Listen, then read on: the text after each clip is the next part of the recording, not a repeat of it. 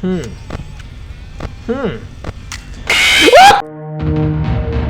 Oh my gosh, alright, here we are again, boys. You know, it's that time of year. It's a bit different now because, well, I don't know if you guys have heard, but there's a new movie about this game.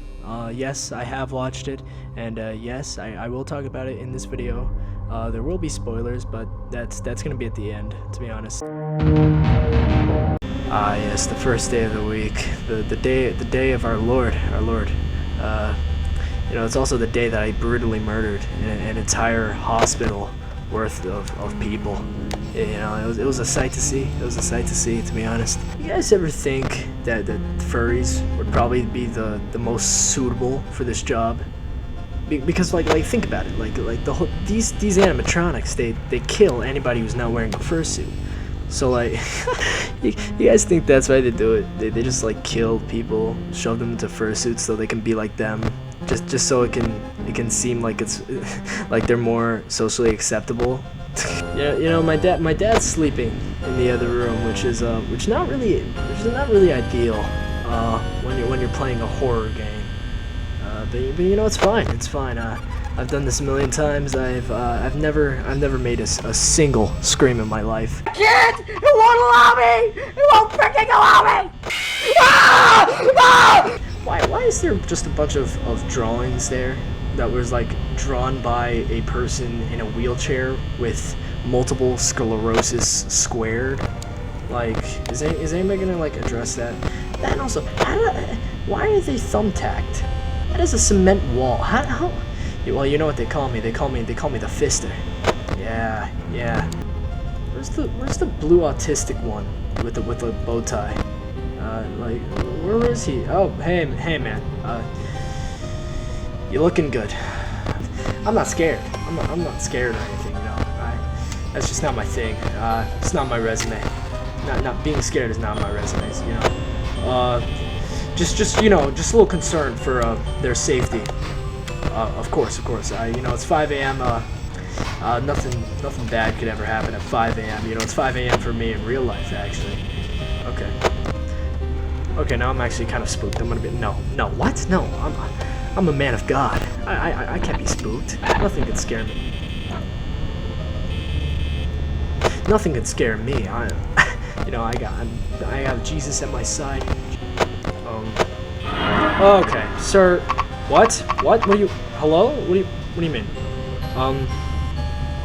Hey, buddy. Oh, whoa. What's going on there? That's probably fun. Is it possible to learn this power? Five Nights at Freddy. Yeah, right. This ain't scary. This isn't scary. I'm a man. I've been a baby shower scarier than this. You guys think that people ship Bonnie and Chica? I mean, it's the internet. Anything is possible. What about Freddy and Bonnie? Oh, I pay to see that. Oh, what about Bonnie and Freddy? Oh wait, no, they're both men. No, that'd be weird. You know, men kissing. That'd be so weird. Like, you know, I'm a Catholic. I believe in God. I stay true to my faith. No matter what, no matter how hard times are. I mean, I would never kiss a man, you know. I can't kiss men. I mean, not that I would want to. You know, that'd be weird. I mean, well, yeah, if you put me in front of Markiplier, then yeah, sure, I'll pleasure him orally. But you know, that's just because it's Markiplier. That's not gay. That's just being a man. The last stage of puberty is having hot gay sex with Markiplier. Nobody has been a man yet. Nobody except for me. I'm not okay with this. Excuse me, ma'am. I'm gonna need you to back up. This is a police investigation for finding the person who gives a fuck. Nice toast. Oh my gosh. Okay, sir, please get away from my door. Not to be rash, but you know, I will file a noise complaint, and the HOA will be all over your ass. Oh, thank you. Where are you at? Oh, hey. I appreciate that, man. You know, I appreciate that. Where's the chicken lady? Oh, thank you. No, you see, these guys can be reasonable. About a year ago, my dad saw me in my in my chair on my PC playing TF2, I think. You know how it is. You know how it is. Things do what we want, whenever we want, however we want it. You know, that's how I like it, to be honest.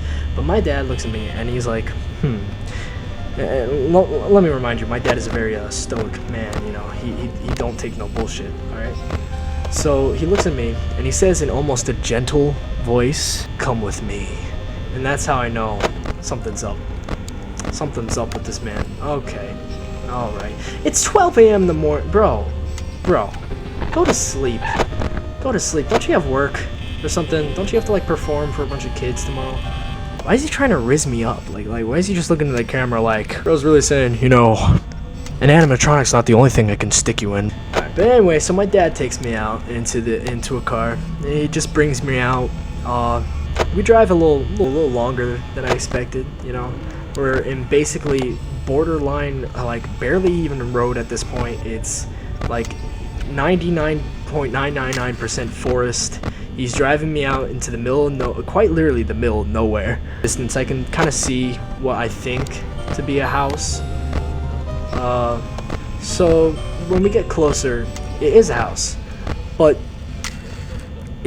when we do get closer to it, I then realize that it is 30% house and 70% shrubbery and vegetation.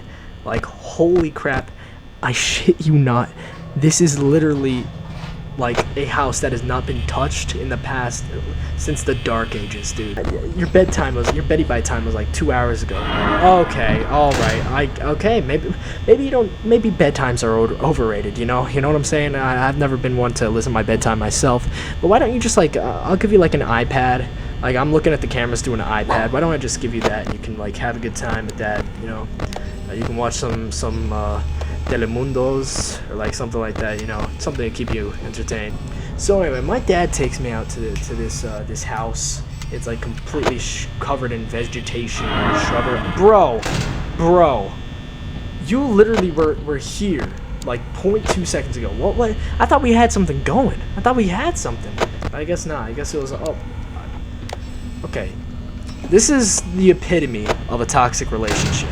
So yeah, pretty much we go to this house, but when I walk out, my dad comes around the car with an axe. I shit you not, I have 1% left. I'm going to cry. Anyway, my dad comes out with a axe, and I thought, first off, when we rolled up to this house, I don't think you guys understand just how much shrubbery and like vegetation was on this house.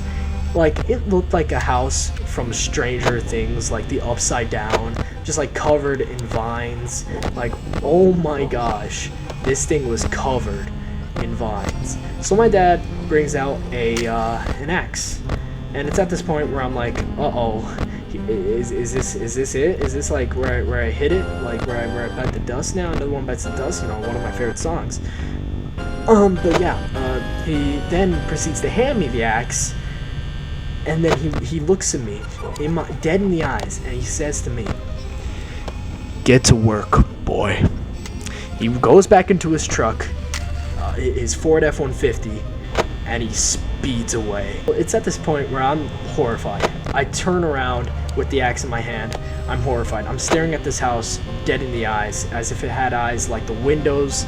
Oh my gosh, I was horrified because of the one realization that my dad is a landlord. We need to set some boundaries. You respect my boundaries, I'll respect yours. You know, I'll leave you guys in that one room. You guys can have an orgy all night long. I don't care. Like, I'm just here to watch you sleep. Could have been better phrasing. I'm gonna be honest. Could have been better phrasing. But you know what? That's all I used to do back in 2009. That's all I used to do. I just went around. You know, I watched people while they slept. But it wasn't for anything creepy. It was to make sure that they were okay. You know, I'm a upstanding citizen in that way, some could say. You know, I went around houses, I looked into their windows all night, and I just watched, you know. It was to make sure that they were okay. I wanted to, you know, I'm a caring man, I'm an American, I'm a patriot, you know. I got red, white, and blue, like, coursing through my veins fast. Like, it's just my moral obligation, just knowing the fact that I'm American. Where the hell is these? Hello, how's it going? Hello. All right. That's how you know. That's how you know I'm a little spooked when I start speaking in my toddler voice. You know, man, I only use that voice whenever I'm trying to like lure homeless people with a can of Bush's baked beans. You know, that's how I like to do it. That's how I like to do it. I lure them into an alleyway on the streets of Los Angeles, which they can't really see me because, well, you know, the air is just secondhand smog, just like this bitch's mouth. Secondhand smog, so you can barely see anybody. So obviously, when you see a hand just coming out of the fog, you take it. Like what questions is there? Like, for some reason, this man was hesitant. You know, I mean, I couldn't really understand why. I mean, like, if I saw a hand just popping out of the fog, I would just reach for it without a second thought, especially with Bush's baked beans. Come on. But yeah, so pretty much I lured him into an alleyway with a can of Bush's baked beans, and I butchered him brutally. And that's how you got your food, kids. Good God, good meat, good food. Let's eat. Not much activity be going right now. Although I am at 35% and it's 3 a.m., so that's not very good.